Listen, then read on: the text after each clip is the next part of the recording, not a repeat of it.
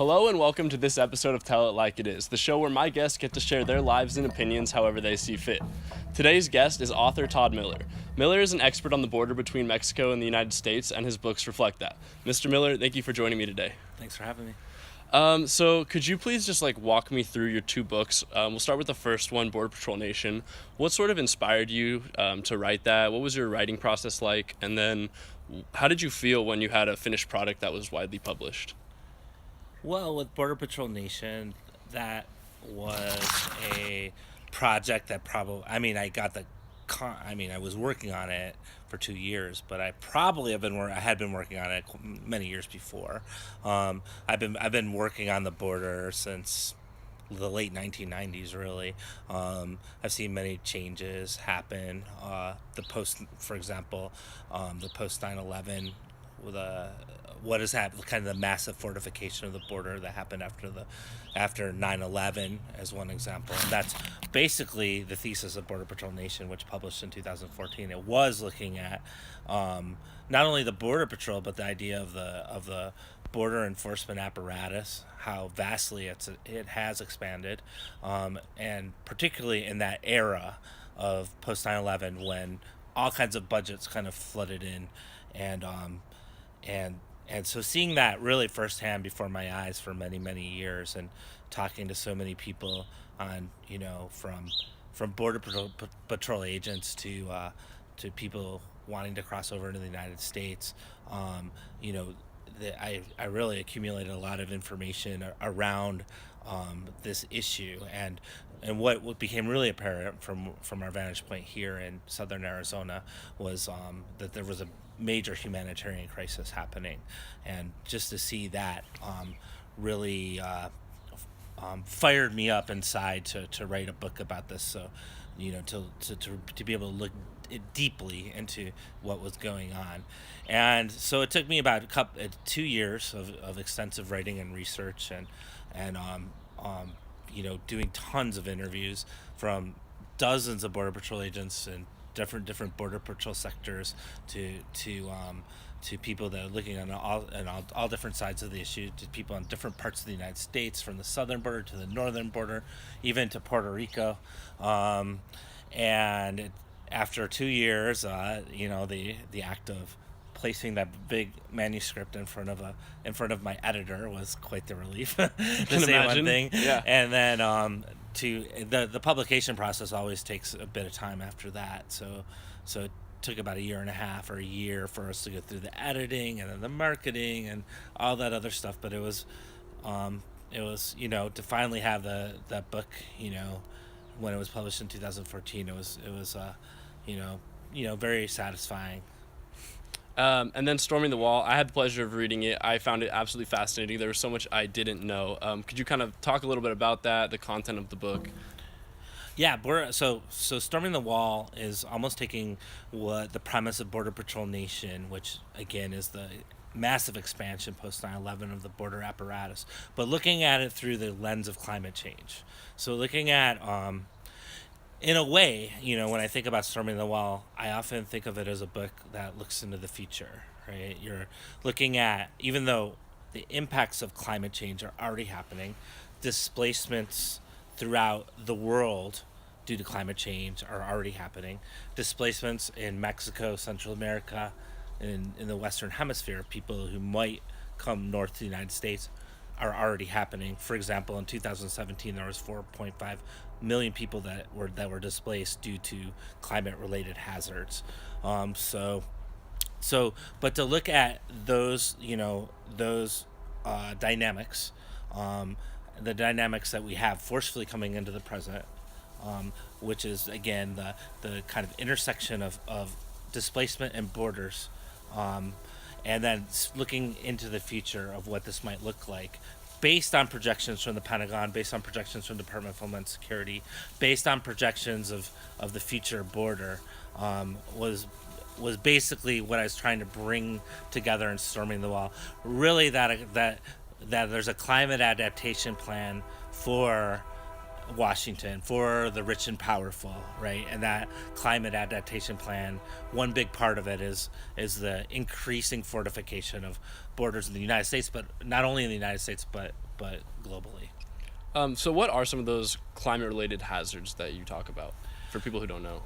For example, one climate related hazard that people should all be aware of, if you just to consider, you know, there's a lot of talk of people coming from Central America coming north, the caravans, for example.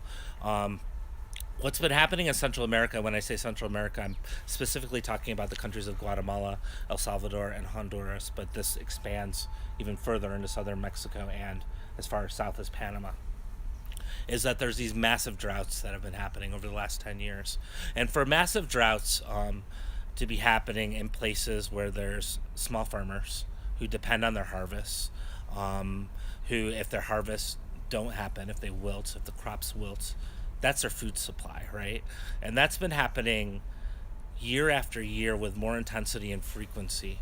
Um, so when this happens to a family that are of small farmers, that have very little money, to back them up. For example, small farmers throughout Guatemala and Honduras probably are most likely are in a situation of poverty, or they're below the poverty line, or possibly even in extreme poverty. So they really rely on these on their crops. So the drought really, really, really impacts, and it has caused a quite a bit of displacement.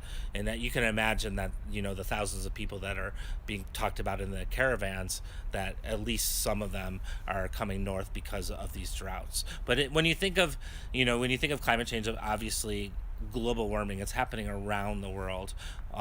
So it's not only droughts. And if you think of Central America, you also have, it's an isthmus. You have oceans on either side, so gigantic storms with lots of precipitation. So if you have a drought situation and then massive precipitations, then you have mudslides, possibly tons of flooding. So it's either too dry or too wet, and it's caused catastrophes in Central America and southern Mexico. And those are just a kind of a fraction of the example. We haven't even talked about sea level rise, or some of the other impacts, but you get the idea. Right, and there's a huge portion of the global population that would be affected by sea rise, and currently are already. Yeah, absolutely. I can't remember I saw a figure from the World Bank that projected possibly over a billion people affected by sea level rise by 2050. Wow. And that's a ton of people. Lots of coastal, if you think of the coastal mega cities that are close to where the sea is rising, or if you just think of the United States, some cities that are really in peril are Miami, New Orleans, Houston. The projected sea level rise at the end of the century is over 3 feet, and at 5 feet, Miami is pretty much inundated. Wow. So you brought up the caravan, and I want to talk about that because the mayor of Tijuana recently declared a humanitarian crisis, because essentially all of the migrants are in limbo waiting for their asylum process to be processed. So is there anything else you could kind of share about this issue that would provide clarity to what's going on? Yeah, I mean the caravans definitely have to be looked at as a dynamic or process of migration that's been happening from these areas for a very long time. I mean, you could look at the chart of Central American migration going north, and you see over the last 20 years these steady increases of Central American migration. So there's always multifaceted reasons why people are heading north. For example, in the when you first saw lots of people from Central America coming in the 1980s, there was and when the church groups specifically in the United States came together in the sanctuary movement, it was during times when there was wars and armed conflicts in places like El Salvador and Guatemala, where dictatorships were sponsored by the United States. So you had all these people coming north, and there's economic models that have been placed on Central America, which always favor like major corporations such as United Fruit Company is the most infamous, right? Which is a cause problems among particularly the poor in in the same places. So you look at this kind of steady flow of immigration that's been increasing over the years, and that's how you have to look at like people arriving into Tijuana or the border right now. But it's a new context, right? There's a whole history to it, but there's a new context of rising violence, for example, of economic deprivation, and I would argue, of course, as we were talking about today, climate change, right? That those issues are coming compounding each other in really important ways, and those are the things that we need to unpack and look at to really truly understand why those people are standing there in Tijuana, why they're knocking on the door of the United States, and why they want asylum. So immigration is obviously an extremely complicated issue, and it's extremely contentious, particularly in today's political climate. And one thing I feel like when you're watching the news is, depending on which outlet you're watching, it's either that everything has changed under the Trump administration or nothing has changed with the immigration.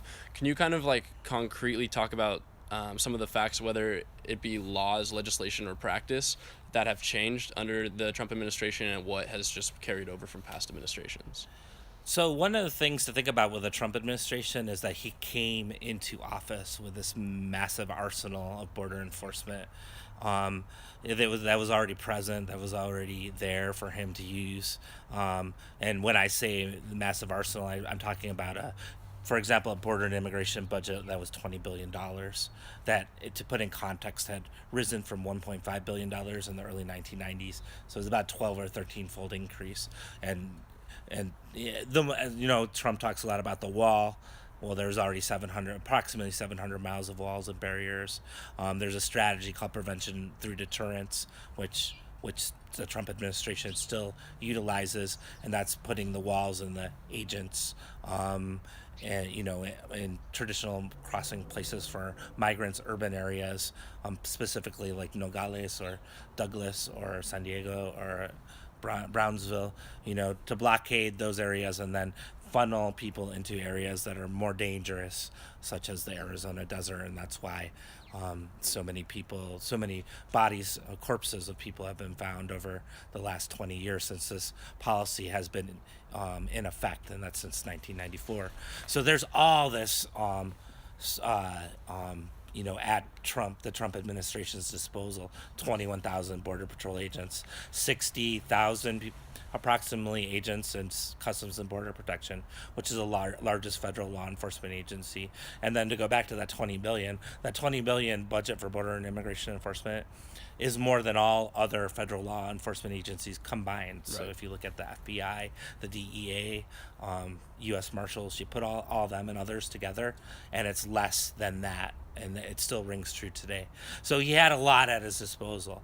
However, so he has all this at his disposal, and he comes in with, a lot of hot air. It's a lot of rhetoric around. Central to his campaign is a border wall. Central to his campaign is immigration enforcement.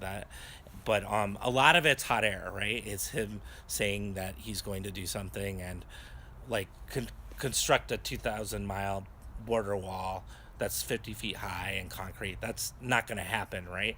But what he's done in the last 2 years, at least, is put forth proposals, got more money for building more border barriers, and constructed some like 30 miles of wall here, 30 miles of wall there, and so he is bolstering it in that way and other ways, right? Including, so since Trump's been in office, he got in there was 20 billion border and immigration budget. Now it's about 23 billion. So there's 3 billion more, right? And when I say that, those numbers are combining Customs and Border Protection and Immigration and Customs Enforcement, putting them together. And then on top of that, then you have like the policy shifts, right? Like this the most egregious one is the one that got so much news, of course, this past summer, the family separation. Jeff Sessions, saying we're going to separate families at the border, and that's definitely a different, they're the different tactic, in which they were forcibly removing parents from their children at the border. Now, it's really important to say that implicit in a border enforcement, immigration enforcement apparatus is the separation of families. Separation of families families. These borders drive, divisions between families that would break most people's hearts, right? But what the Trump administration has done is brought it to a even more raw and visceral level, where you see where it happens right at the border, where infants sometimes, or 2 year olds or 3 year olds or toddlers, who are separated from their families. And as a father of a toddler and an infant, just to see that to see that before your eyes is it's almost unbearable, right? And so that's what I see. I see the Trump administration getting more on top of something that an arsenal that was already pretty big, and then utilizing or testing the limits of how far he can push and utilize what he has. So my understanding was specifically with the family separation issue is that technically the legislation allowed him to do those things, but it had never been practiced in this way before, and so the family family separations have just expanded since. Is that accurate? Yeah, when you look at the family separation, for example, there's been that what the Border Patrol and their strategy calls the consequence delivery system, and part of the consequence delivery system is this judicial branch, and one part of it is called Operation Streamline. And Operation Streamline is criminally prosecuting border crossers. And so, what has happened in the past is there's it's not 100, like the Trump administration said. Well, we're going to go do 100% prosecutions. Well, Right. it turns out they don't have the resources to do 100%. They probably upped it a couple. I think it was a high percentage maybe, but not even 50%, right? And then before, if families would come over the border, towards the end of the Obama administration, you had the family detention, facilities, in which the Trump administration is using now, and before that there was a sort of release that was going on often with families. So yeah, he is using pre-existing policies that are on the books, and if you look at Operation Streamline, it says zero tolerance.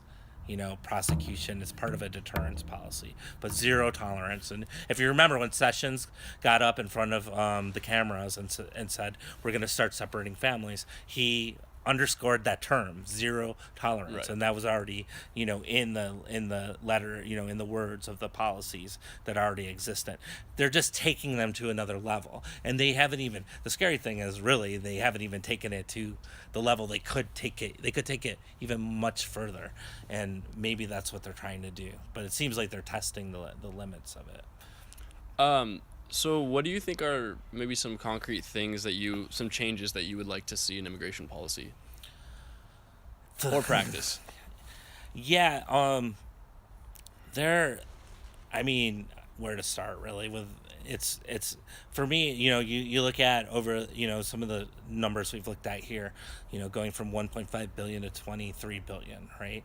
Why are we putting so much money into border and immigration enforcement? $23 billion, that's a lot of money. That's a huge, increase from the early 1990s. I looked at a stat that looked at the border and immigration enforcement budget in the late 1970s, and if you compare it from the late 1970s to now is 80,000 times more. 80,000. I had to redo that calculation several times. I'm like, 80,000? That has to be wrong.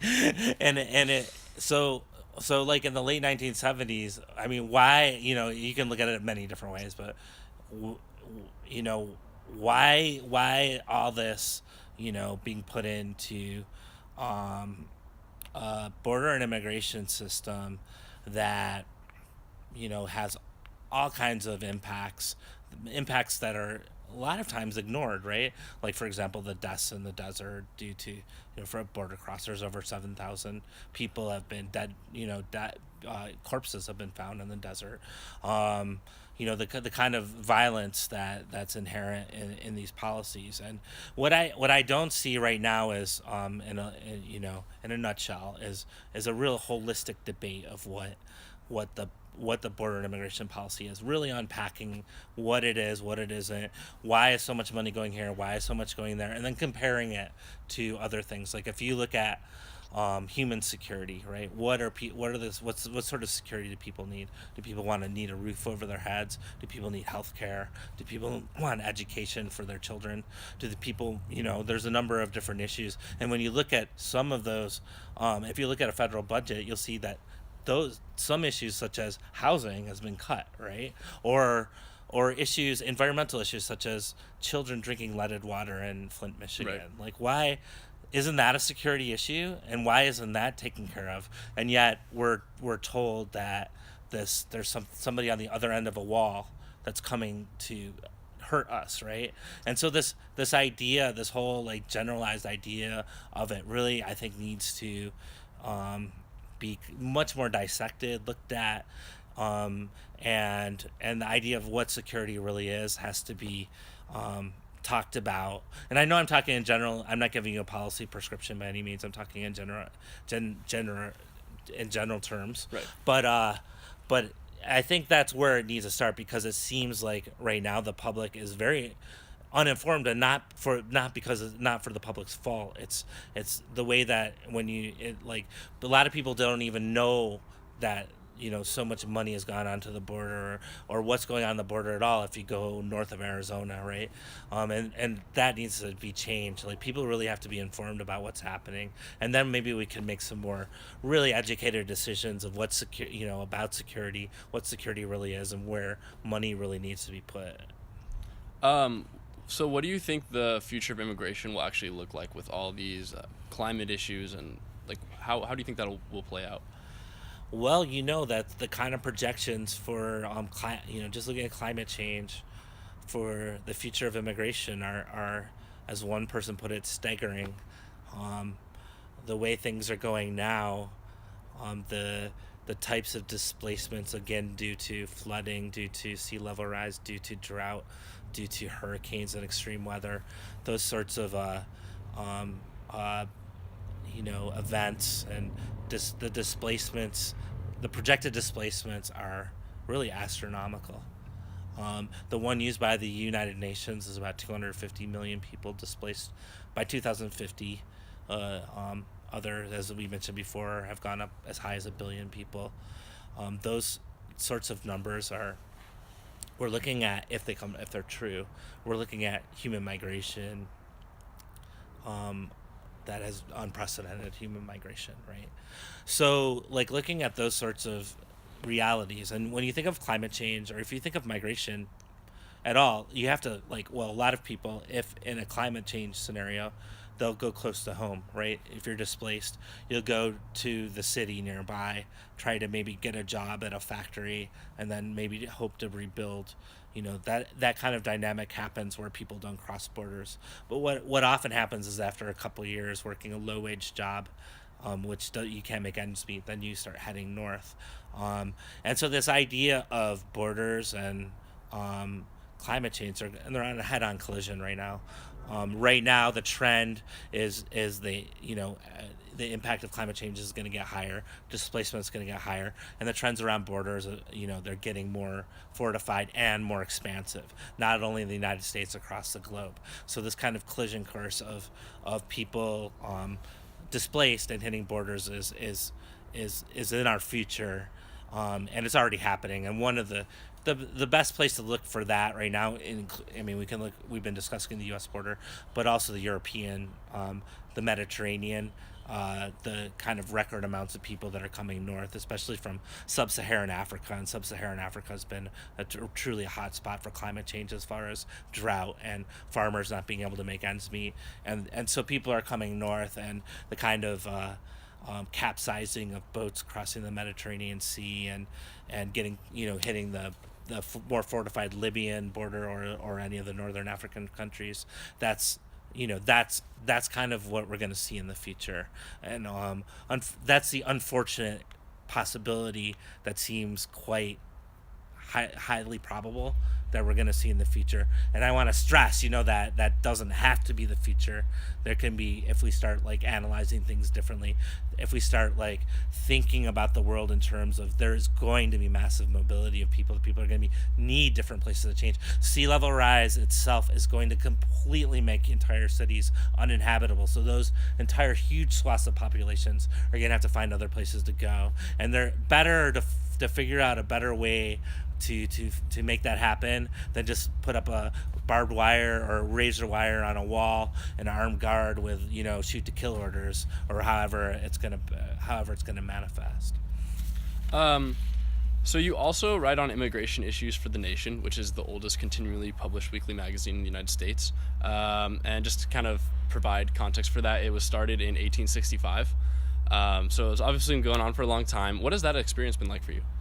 Yeah, I write a lot for it's like a department of The Nation. It's called Tom Dispatch. Okay. And so Tom Englehart is an old style editor that works a lot with The Nation. His Tom Dispatch is totally funded through The Nation, and it's really working with Tom is quite the experience, because he's one of the most vaunted editors, and he's in the United States, but he's old style. He's definitely like could get on the phone with you, and you send your piece in, and then the first edit back is usually a phone call. So there's a lot more phone calls, which if people who do a lot of journalism know these days, most of it goes through internet. So it's kind of nice to have that kind of relationship with the editor. And that reminds me of how you say that The Nation goes back all the way to the 19th century. It feels like you're getting really solid, rigorous, well thought out journalism that first of all that you put into it, but then but the whole like editing apparatus that helps you bring it to fruition really has, I can only say good things about it. And it's and I have to like vouch for that, that old, very careful old style editing style. Do you have maybe like a favorite piece you did for The Nation that really sticks with you? Oh geez. I've done a couple on lately on climate change, the same kind of, but let me think. The very first one I did was on the Border Security Expo, which used to happen in Phoenix, and now it happens in San Antonio. But it was one of my first times really writing about the expo, and the expo, for people who haven't gone to that expo, it's just a pretty amazing thing to go to, in the sense that it's like going into a crystal ball of the future borderscape, right? You go in to a place where there's hundreds of vendors, and they're all trying to sell you drones and robots and biometrics and facial recognition and license plate readers and barbed wire and deployable walls and guns and ammunition, and you go into it, it's all like concentrated into one place. And that's the border that's a border security expo. It's really bringing industry together with the top dogs of border and immigration enforcement. And my first piece for The Nation, Tom Dispatch, was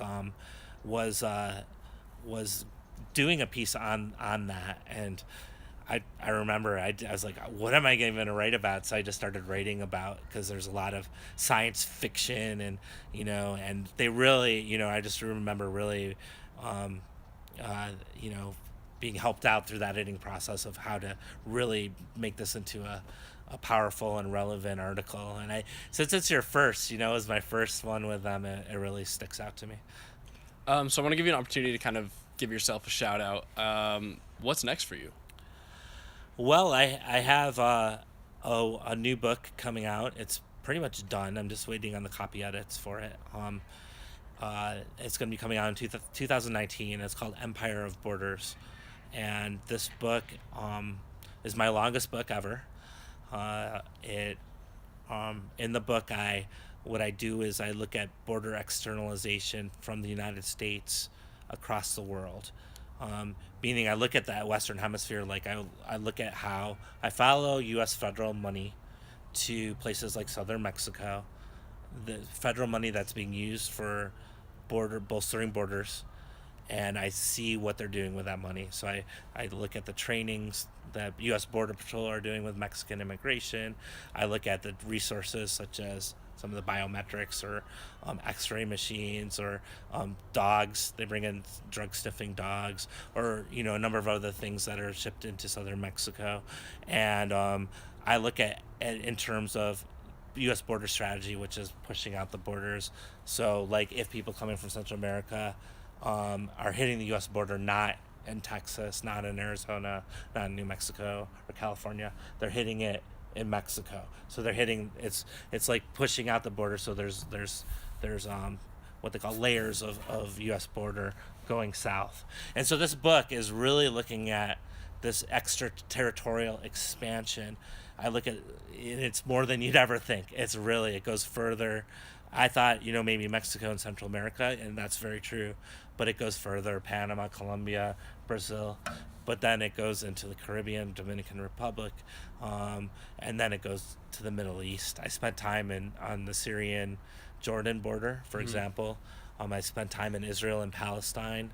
I spent time in Kenya, which has turned out to be a hub of a lot of U.S. federal money going into counterterrorism purposes, but also border purposes. There's an attaché of Customs and Border Protection in Nairobi, and I spent time in the Philippines looking at that kind of money being shipped there as well.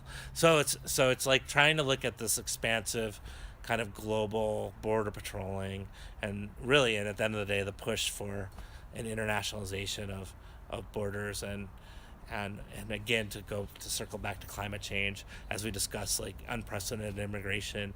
Is this what we're up against? It seems that's what Washington seems to be pushing, and so look forward to that book. It's coming out next year. Okay. And so are you pretty much at this point in your life 100% dedicated to immigration issues, or are you doing anything outside of immigration? I focus mainly on immigration issues, but I look at border issues. I'm looking at it through many different angles, and that's what I want to keep on doing, like expanding. First just looking at the border itself, but then adding the lens of climate change, for example. So what is that going to entail if for future projects? Will climate change become?